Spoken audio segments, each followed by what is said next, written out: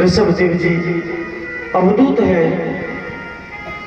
और भरत जी को सिंहासन देकर राजा बनाकर वन में चले गए और भगवान का भजन करने बैठ गए। ऋषभदेव जी के 89 पुत्र भी वन में जाकर भजन करने लगे। तो के पास जाकर सभी गृहस्थ की बातें मत करो, कभी संतों के पास में जाकर ये मत पूछो कि मेरे पुत्र का विवाह होगा कि नहीं होगा। अरे संतों के पास जाकर पूछना है ना तो ये पूछो कि हमें गोविंद की प्राप्ति कैसे होगी, गोविंद के चरणों में हमारी प्रीति कैसे लगेगी। अब तो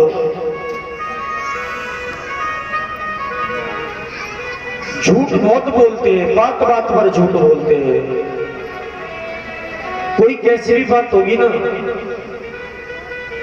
तो झूठ जरूर बोलेंगे, लेकिन एक बात कहूं, एक सच को छुपाने के लिए 100 झूठ बोलने पड़ते हैं कम से कम। एक सच 100 झूठ पर भारी पड़ता है, लेकिन उस सच को तुम बोलोगे लेकिन दबा नहीं सकते। एक ना एक दिन वो सच निकल कर फिर सामने तो मनुष्यों की ऐसी सद्बुद्धि हो गई है कि झूठे लेकिन अंदर एक मैल भरा हुआ है। और जो फेंकता है ना, जो खरी खोटी सुनाता है उनका तिरस्कार करता परंतु भी लगती है, और जब कड़वी बात लगेगी तो कोई सुनने को तैयार होगा।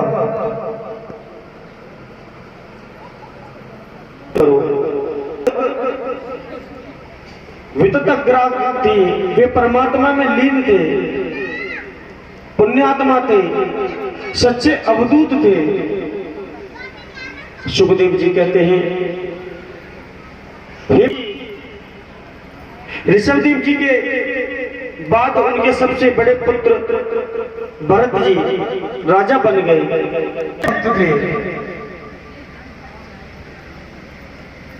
और उनकी पत्नी का नाम था पंचजननी।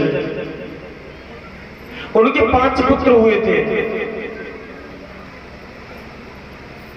और वो अपनी प्रजा का बहुत ध्यान रखते थे,